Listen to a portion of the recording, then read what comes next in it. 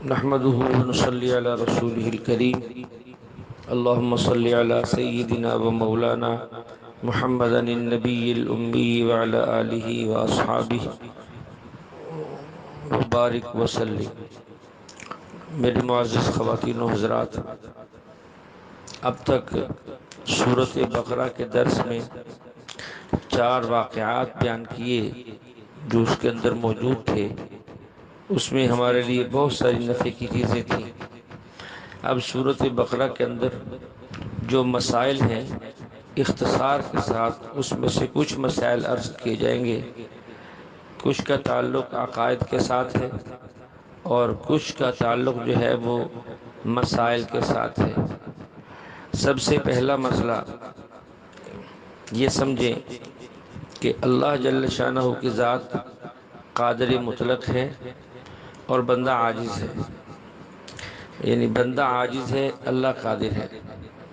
قرآن پاک جب شروع ہو رہا ہے الف لام میم، قرآن کریم کا متن سورۃ فاتحہ ہے، پھر سورۃ بقرہ سے لے کر آخر سورۃ والناس تک 113 صورتیں، یہ پورے قرآن کریم کی تشریح ہے۔ جب تشریح شروع ہوئی تو اللہ نے پہلا جملہ جو ارشاد فرمایا الف لام میم۔ اب اس کا معنی کوئی بھی نہیں جانتا سوائے اللہ کی ذات کے۔ دیکھو یہ بتا دیا کہ تمہارا علم اتنا ہی ہے کہ تمہیں الف کا معنی بھی نہیں آتا اور تمہیں لام کا معنی بھی نہیں آتا، تمہیں میم کا معنی بھی نہیں آتا، اکڑتے کس بات پر ہو؟ سب سے پہلے بندے سے عاجزی کا اقرار کروایا گیا کہ ہم نہیں جانتے، ہم عاجز ہیں، اے اللہ تو قادر ہے۔ اگر تم عاجزی کا اقرار کر لو گے تو پھر تمہیں دین سمجھ میں آ جائے گا۔ تو یہ قرآن کا بالکل آغاز ہو رہا ہے، اسی پہ بندے نے اگر عاجزی کا اقرار کر لیا، جیسا کہ بظاہر وہ عاجز ہی ہے، اور اللہ کے قادر ہونے کو سمجھ لیا، یقین کر لیا، تو یوں سمجھے کہ یہ بندہ قرآن سمجھ سکتا ہے۔ دوسرا مسئلہ صحابہ کے دفاع کی دلیل بھی ہے۔ اسی آیت میں جو دوسری آیت شروع ہو رہی ہے الف لام میم ذالک الکتاب لا ریب فیہ، وہ کتاب اس میں شک نہیں۔ عجیب بات ہے، اللہ کہہ رہے وہ کتاب، حالانکہ کتاب تو ہمارے سامنے پڑی ہوئی ہے، تو پھر یہ وہ کتاب کیوں کہا گیا؟ تو یہ صحابہ کی وکالت ہو رہی ہے۔ عربی زبان میں 2 لفظ استعمال ہوتے ہیں، ایک ھذا اور دوسرا لفظ ذالک۔ اگر کوئی چیز سامنے ہو اور قریب ہو اس کو کہتے ہیں ھذا۔ اردو میں اس کا معنی ہے یہ، اگر کوئی چیز دور ہو یا غائب ہو اس کو کہتے ہیں ذالک۔ ہماری زبان میں کہتے ہیں وہ۔ اللہ تعالیٰ فرماتے ہیں ذالک الکتاب لا ریب فیہ، اس کتاب میں کوئی شک نہیں۔ تو اس پر اعتراض یہ ہے کہ ہم پوچھتے ہیں یا اللہ، آپ کو یہاں ذالکہ کی بجائے ھذا فرمانا چاہیے تھا، کیونکہ قرآن تو یہ ہے جو ہمارے سامنے موجود ہے، قرآن وہ تو نہیں ہے جو ہمارے سامنے موجود نہیں ہے۔ آپ فرما رہے ہیں ذالک الکتاب لا ریب فیہ، کہ اس کتاب میں کوئی شک نہیں، لہذا ھذا نہیں فرمایا، اللہ نے ذالکہ فرمایا۔ وجہ یہ ہے کہ جو قرآن کریم جبریل علیہ السلام نے حضور صلی اللہ علیہ وسلم کو دیا تھا اس پر کسی کو اعتراض نہیں۔ جو قرآن اللہ نے اتارا، جبریل امین لائے، اس پر کسی کو اعتراض نہیں۔ اور جو قرآن حضور علیہ السلام نے صحابہ کو پڑھ کر سنایا اور سکھایا اس پر بھی کسی کو اعتراض نہیں۔ اعتراض اس قرآن پہ ہے جو صحابہ نے لکھا۔ تو اللہ تعالیٰ نے قرآن پاک کے اندر صحابہ کی وکالت کی ہے کہ آپ علیہ السلام نے صحابہ کرام کو جو قرآن دیا اس پر بھی اعتراض نہیں، کوئی نہیں کرتا۔ لوگ اعتراض اس پہ کرتے ہیں جو قرآن صحابہ نے ہمیں دیا ہے کہ اس میں کمی پیشی ہو گئی ہے، لکھنے والوں نے اس کے اندر گڑبڑ کر دی ہے، اس میں فلاں آیت ہی نہیں لکھی، فلاں کی خلافت کا ذکر تھا وہ نہیں کیا، فلاں کے لیے یہ وصیت تھی وہ ذکر نہیں کی گئی۔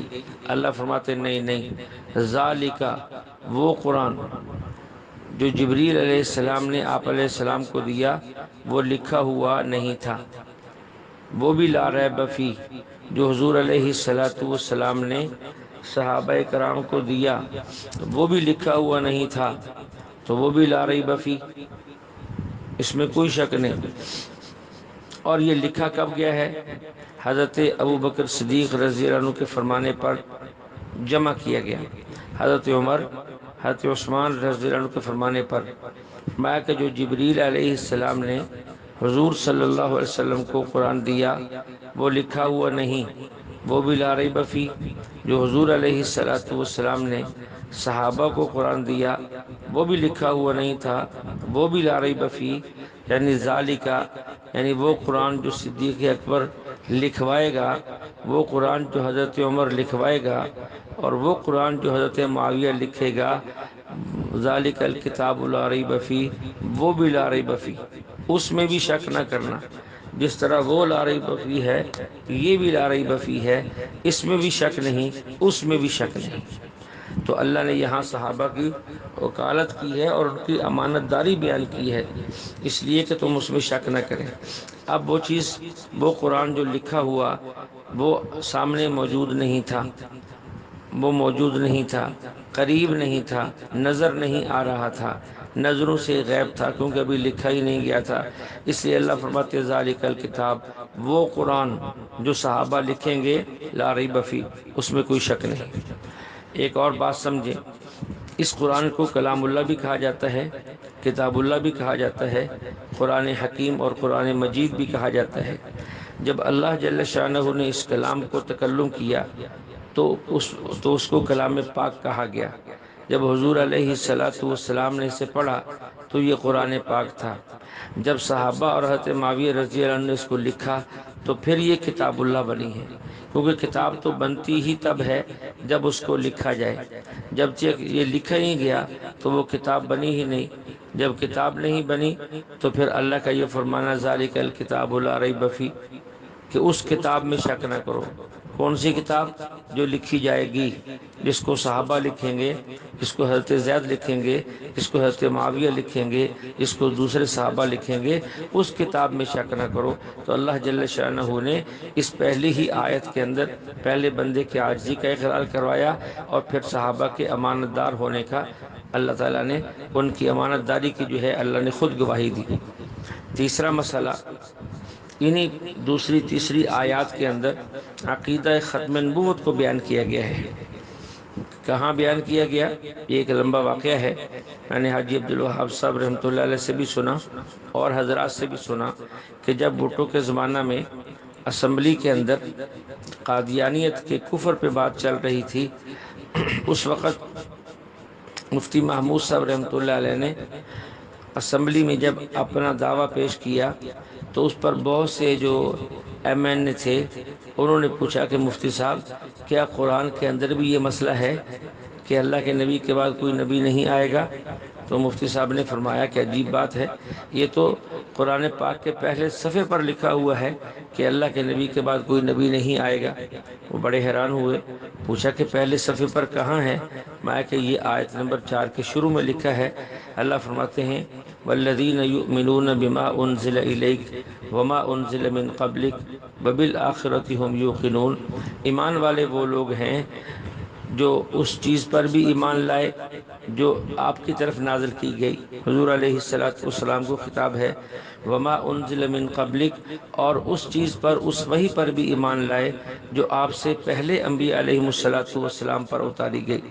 اگر حضور علیہ السلام کے بعد کسی نبی نے آنا ہوتا تو پھر اللہ تعالیٰ اسی آیت کے اندر یوں بھی فرماتے کہ ایمان والے وہ ہیں جو اس پہ ایمان لائے جو آپ پر اتارا گیا، اور اس پر بھی ایمان لاتے ہیں جو آپ سے پہلے انبیاء پہ اتارا گیا، اور اس پر بھی ایمان لاتے ہیں جو آپ کے بعد اتارا جائے گا۔ لیکن اللہ تعالیٰ نے بات کا ذکر نہیں کیا۔ اس سے بات واضح ہو گئی کہ حضور علیہ السلام کے بعد نہ کوئی نبی آئے گا اور نہ کسی پر وحی ہوگی۔ ہمارے نبی علیہ السلام کے بعد کوئی نبی نہیں آئے گا، نبوت کا دروازہ بند ہو گیا ہے۔ تو یہ سورۃ البقرہ کی پہلی ہی چوتھی آیت کے اندر مسئلہ ختم نبوت بھی اللہ نے حل کر دیا ہے۔ اس کے بعد قرآن کریم کا معجزہ ہونا اللہ نے چند آیات کے بعد جو ہے بیان کر دیا ہے۔ قرآن کا اعجاز،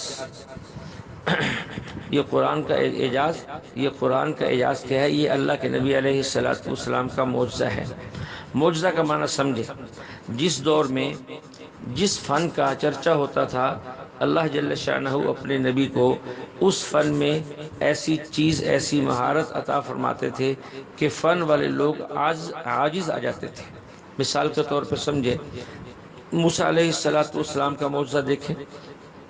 حضرت موسیٰ علیہ السلام کے دور میں جادو کا چرچا تھا۔ اللہ تعالیٰ نے موسیٰ علیہ السلام سے فرمایا یہ لاٹھی لے، اور جب وہ لاٹھیاں پھینکیں گے تو وہ سانپ بنیں گے نہیں۔ جب جادوگر لاٹھیاں پھینکیں گے، اپنی رسیاں پھینکیں گے، وہ سانپ بنیں گے نہیں بلکہ سانپ نظر آئیں گے، اور جو تو لاٹھی پھینکے گا وہ سانپ جو تو لاٹھی پھینکے گا وہ سانپ بنے گا، جو وہ پھینکیں گے وہ سانپ نہیں بنیں گے۔ یخیل الیہ من سحرہم انہا تسعی، یوں لگے گا ان کے جادو کے زور سے جیسے وہ بھاگ رہے ہیں، محسوس ہوتا تھا کہ سانپ بنے ہیں، لیکن جب تم لاٹھی پھینکو گے تو وہ سانپ بنے گا۔ اس دور میں لاٹھی کا سانپ بننا ایک جادو تھا۔ موسیٰ علیہ السلام کی لاٹھی کو خدا نے سانپ بنا دیا، یہ معجزہ تھا۔ جب معجزہ آتا ہے تو جادوگر جو ہے وہ عاجز آ جاتے ہیں، ان کی لاٹھیاں، ان کی رسیاں حرکت کرتی ہوئی نظر آتی تھی، کرتی نہیں تھی، سانپ بنے ہوئے نظر آتے تھے، سانپ بنے نہیں تھے، کیونکہ اللہ فرماتے ہیں یخیل الیہ من سحرہم انہا تسعی، وہ ایک تخیل تھا، ایک نظر بندی تھی۔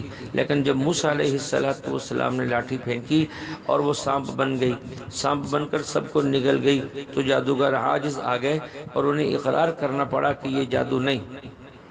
موسیٰ علیہ السلام کا دوسرا معجزہ، جادو کا دور تھا، اللہ نے حکم دیا کہ اپنے ہاتھ کو بغل کے نیچے رکھیں اور پھر نکالو، سورج کی طرح چمکے گا۔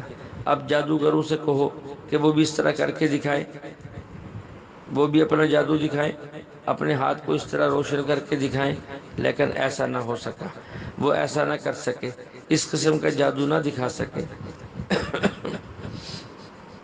بڑے بڑے جادوگر موجود تھے، لیکن وہ سمندر کو روک دیں یہ جادوگر نہیں کر سکے۔ اللہ تعالیٰ نے موسیٰ علیہ السلام سے کہا اضرب بعصاک البحر، اپنا عصا سمندر پہ ماریے، فانفلق فکان کل فرق کالطود العظیم، راستے بن گئے۔ ایک موقع پر اللہ نے فرمایا اضرب بعصاک الحجر، اپنے اس عصا کو پتھر پر ماریے، فانفجرت منہ اثنتا عشرۃ عینا، تو وہاں سے 12 چشمے نکلنے لگے۔ اب جادوگر یہ نہ کر سکے کیونکہ یہ جادو نہیں تھا، یہ معجزہ تھا، تو معجزے کے مقابلے میں جادوگر عاجز آ گئے۔ تو جس زمانے میں جس فن کا چرچا ہوتا تھا اللہ اپنے نبی کو اسی طرح کا معجزہ دیتے کہ لوگ عاجز آ جاتے۔ دیکھیے حضرت عیسیٰ علیہ السلام کا معجزہ، ان کے زمانے میں طب اور حکمت کا بڑا چرچا تھا، بڑے بڑے طبیب اور حکیم تھے اور بڑے بڑے مشکل سے مشکل علاج کر لیتے تھے، لیکن اللہ تعالیٰ نے حضرت عیسیٰ علیہ السلام کو ایسا معجزہ دیا کہ وہ بیمار جو وہ لوگ ٹھیک نہ کر سکتے تھے عیسیٰ علیہ السلام سے ٹھیک ہونے لگ گئے۔ اللہ فرماتے ہیں ان سے کہیے ذرا اس شخص کو جس کو کوڑ ہو چکا ہے ٹھیک کریں، تو وہ ٹھیک نہیں کر سکتے۔ عیسیٰ علیہ السلام ہاتھ پھیرتے تھے، وہ کوڑ والا مریض ٹھیک ہو جاتا تھا۔ مادر ذات اندھے کو حکیم اور طبیب اور ڈاکٹر ٹھیک نہیں کر سکتے، یہ ان کی بس کی بات نہیں، لیکن عیسیٰ علیہ السلام مادر ذات اندھے کی آنکھوں پہ ہاتھ پھیرتے، وہ دیکھنے لگ جاتا تھا۔ اور یہ حکیم اور طبیب کسی مردہ چیز کو زندہ نہیں کر سکتے، لیکن عیسیٰ علیہ السلام کو اللہ نے معجزہ دیا کہ مٹی سے چڑیاں بناتے، جانور بناتے، اور پھر بِإِذْنِ اللہ کہہ کر ان کے اندر پھونک مارتے تو وہ اڑ جاتی، ان میں جان پڑ جاتی۔ تو کوئی حکیم اور طبیب جو ہے مری ہوئی چیز کو زندہ نہیں کر سکتا تھا۔ قبر پہ کھڑے ہوتے اور مردے سے کہتے قم باذن اللہ، تو مردہ کھڑا ہو جاتا۔ تو عیسیٰ علیہ السلام کا یہ معجزہ تھا۔ اس دور میں طب کا چرچا تھا، طبیب کہتے تھے، طبیب مان گئے، حکیم مان گئے کہ یہ طب نہیں ہے، اگر طب ہوتی تو وہ ہمیں آتی، اس لیے کہ اس کے اندر ہم ماہر ہیں، یہ معجزہ ہے۔ طب جواب دے گئی اور معجزہ غالب آ گیا۔ اسی طرح حضور صلی اللہ علیہ وسلم کا معجزہ علمی ہے۔ قریش کے اندر، اہل مکہ کے اندر فصاحت و بلاغت، خطابت اور اشعار کی شہرت تھی، اتنی شہرت تھی، ہر بندہ اپنے آپ کو دوسرے سے زیادہ فصیح و بلیغ کہتا تھا، حتیٰ کہ اپنا قصیدہ لکھتا اور بیت اللہ پہ لٹکا دیتا، اور پھر یہ چیلنج کرتا کوئی ہے دنیا میں جو اس سے بہتر لائے، تو وہ لٹکا رہتا۔ کوئی اور اچھا شاعر آتا، وہ اپنا کلام لکھتا، وہ لٹکا دیا جاتا۔ ماہرین فیصلہ کرتے کہ ہاں یہ اس سے بہتر ہے، پہلے کو اتار دیا جاتا۔ جب قرآن نازل ہوا، اللہ نے یہ تو فرمایا کہ اے نبی، ہم نے آپ علیہ السلام کو شعر نہیں دی، وما علمناہ الشعر وما ينبغی لہ، ہم نے آپ کو شعر و شاعری نہیں سکھائی، کیونکہ وہ آپ کی شیان شان نہیں تھی۔ ہم شعر کی تو بات ہی نہیں کرتے، شعر تو پھر مشکل کلام، ہم نثر کی بات کرتے ہیں، عام لکھنے کی بات کرتے ہیں۔ ہم جو ہے ان کو چیلنج کرتے ہیں نثر کے اندر، کہ جو قرآن کے بارے میں شک کرتے ہیں، قرآن کے بارے میں کہتے ہیں کہ تو نے بنایا ہے یا تجھے کوئی اور سکھاتا ہے، ہم اس کا چیلنج کرتے ہیں۔ اللہ فرماتے ہیں قُلْ لَئِنِ اجْتَمَعَتِ الْإِنسُ وَالْجِنُّ عَلَىٰ أَن يَأْتُوا بِمِثْلِ هَٰذَا الْقُرْآنِ لَا يَأْتُونَ بِمِثْلِهِ وَلَوْ كَانَ بَعْضُهُمْ لِبَعْضٍ ظَهِيرًا۔ یہ جو قرآن میں شک کرنے والے ہیں، ان سے کہیے کہ سب کو جمع کر لیں، جتنے دنیا میں جن ہیں، جتنے انسان ہیں، جو ان کے مددگار ہیں، سب کو بلا لے، اور پھر جو ہے اس قرآن جیسا قرآن لائیں۔ چیلنج ہو گیا، اس قرآن جیسا قرآن لائیں، لیکن وہ نہ لا سکے۔ پھر اللہ نے اپنے اس چیلنج کے اندر کچھ نرمی کی۔ قرآن میں دوسری جگہ فرمایا کہ اچھا اس قرآن جیسا تم پورا قرآن نہیں لا سکتے اور کبھی بھی نہیں لا سکتے، تو پھر میرا چیلنج یہ ہے فَأْتُوا بِعَشْرِ سُوَرٍ مِّن مِّثْلِهِ، چلو اس قرآن کے اندر 114 صورتیں ہیں، تم ایسا کرو کہ 10 صورتیں اس جیسی بنا کر لے آؤ، لیکن وہ نہ لا سکے۔ اللہ نے اپنے چیلنج میں اور نرمی کی۔ اللہ فرماتے فَأْتُوا بِسُورَةٍ مِّن مِّثْلِهِ، اچھا پھر ایسا کرو اس قرآن کی ایک صورت جیسی ایک صورت ہی بنا کے لے آؤ، جو سب سے چھوٹی صورت قرآن میں تمہیں نظر آتی ہے، تم اس جیسی ایک صورت بنا کر لے آؤ، لیکن وہ یہ بھی نہ لا سکے۔ حتیٰ کہ سورۃ کوثر جب نازل ہوئی، اسے لکھ کر بیت اللہ پہ لٹکا دیا گیا۔ اب لوگ آتے، اسے دیکھتے، اور جو ہے اس کے مقابلے کا کلام بنانے کی کوشش کرتے، نہ بنتا۔ عرب کے اندر جو ہے ایک بہت فصیح و بلیغ شخص تھا، جو ایک غار کے اندر چھپا ہوا رہتا تھا۔ لوگ اپنی عبارت اور اپنا کلام بہتر کرنے کے لیے اس کے پاس لکھ کر لے جاتے کہ اس کا جواب لکھ کر دیں، اور وہ لکھ کر غار کے باہر پھینک دیتا۔ جب یہ سورۃ کوثر لٹکائی گئی، لوگوں نے کوشش کی، جواب نہ بن پڑا، تو اس کے پاس گئے اور اس کے پاس جا کر جو ہے اس سے کہا اس کا جواب لکھ کر دیں۔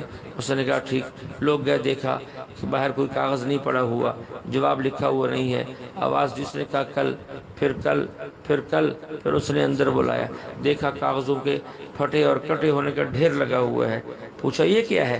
اس نے کہا کہ میں کلام بناتا ہوں، پھر غور کرتا ہوں، پھر اس کے اندر نقص ہوتا ہے، پھر میں نے اس کو ضائع کیا، پھر میں نے اور کلام لکھا، پھر اس کا مقابلہ کیا، دیکھا اس کے اندر بھی نقص ہے، اس کو بھی پھاڑ دیا۔ میں اس دن سے اس کے مقابلے میں کلام بنا رہا ہوں، پھر اس میں نقص پاتا ہوں، اس کو ضائع کر دیتا ہوں، اور اب تک کا فیصلہ یہ ہے کہ اس طرح کا کلام میں نہیں بنا سکتا۔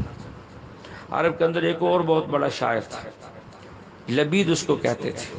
لوگ اس کو لے کر آئے کہ دیکھیں یہ یہاں محمد نے کلام لکھ کر لٹکایا ہے، ہم سے جواب نہیں بن پا رہا، آپ ذرا اس کو دیکھیں اور اس کا جواب بنائیں۔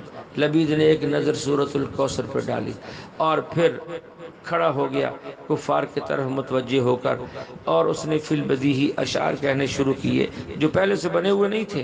اس موقع پر اس نے اشعار کہنے شروع کیے، ایک شعر، دوسرا، 10، 20، 50، 100، 200، 500 اشعار اس نے کہہ دیے، اور اس کی کیفیت یہ تھی اس وقت میں اسے یہ بھی پتہ نہ چلا کہ میرا نیزہ اس کی نوک زمین کی طرف ہے، یہ میرے ہاتھ کی طرف ہے، ہاتھ کو چیرتا ہوا ہاتھ سے کراس کر گیا، خون بہ رہا ہے، اسے ہوش نہیں ہے، وہ فی البدیہی کلام پیش کرتا جا رہا ہے، پیش کرتا جا رہا ہے، پیش کرتا جا رہا ہے، لوگ حیران ہیں 500 اشعار کہنے کے بعد۔ پھر نظر اٹھائی، پھر لوگوں کی طرف متوجہ ہوئے اور کہا دیکھو میں کتنا قادر الکلام ہوں، یہ 500 اشعار جو میں نے کہے ہیں یہ پہلے سے بنے ہوئے نہیں تھے، یہ میں نے اسی موقع پر یہیں کھڑے کھڑے بنائے ہیں اور تمہیں سنائے ہیں۔ اب اگر حقیقت پوچھتے ہو، سچ پوچھتے ہو، یہ کسی انسان کا کلام نہیں جس کے مقابلے میں ہم کلام لائیں۔ تو دیکھیے اللہ نے معجزہ ایسا دیا کہ جس سے وہ لوگ عاجز آ گئے، فصاحت و بلاغت والے عاجز آ گئے۔ پورا قرآن کیا بنانا تھا، 10 صورتیں نہ بنا سکے، 10 صورتیں کیا بنانی تھی، ایک صورت نہ بنا سکے، ایک صورت کی کیا بنانی تھی، قرآن کی جو سب سے چھوٹی صورت انا اعطیناک الکوثر فصلی لربک وانحر ان شانئک هو الابتر، وہ نہ بنا سکے۔ تو یہ قرآن کا اعجاز کو بیان کیا گیا ہے، یہ اسی صورت بقرہ کے غالباً تیسرے رکوع کے اندر ہے، یہ اعجاز بیان کیا گیا ہے۔ تو اللہ جل شانہ یہ معجزہ ہے، یہ قرآن کا اعجاز ہے، اس جیسا کلام نہ کسی نے بنایا، نہ کوئی قیامت کے صبح تک بنا سکے گا۔ اور یہ بھی قرآن کا اعجاز ہے کہ اس کے اندر تبدیلی نہیں ہوئی، نہ پہلے ہوئی، نہ آج ہوئی، نہ آئندہ قیامت تک کوئی اس کے اندر تبدیلی کر سکے گا۔ یہ جس طرح نازل ہوا اسی طرح موجود ہے، نہ اس کی زبر میں فرق آیا، نہ زیر میں فرق آیا، نہ پیش میں فرق آیا، نہ اس کی شد میں فرق آیا، نہ اس کی مد میں فرق آیا، نہ اس کے حروف میں فرق آیا۔ جتنے الف اس دن تھے جب یہ نازل ہوا، جتنے الف اس دن سے جس دن لکھا گیا، آج تک اتنے ہی الف، اتنے ہی حرف بے، اتنے ہی حرف تے، اتنے ہی حرف سا، اتنے ہی جمیع حروف اسی مقدار میں ہے جس مقدار میں قرآن اتارا گیا تھا۔ تو یہ ایک بہت بڑا معجزہ ہے، قرآن کا اعجاز ہے، نبی کا معجزہ ہے۔ اللہ جل شانہ ہمیں جو ہے کلام کو سمجھ کر عمل کرنے کی توفیق عطا فرمائے۔ ابھی اس معجزے پر انشاءاللہ کل کے درس میں پھر بات ہوگی۔ اللہ ہمیں صحیح سوجھ بوجھ عطا فرمائے۔ وآخر دعوانا الحمدللہ رب العالمین۔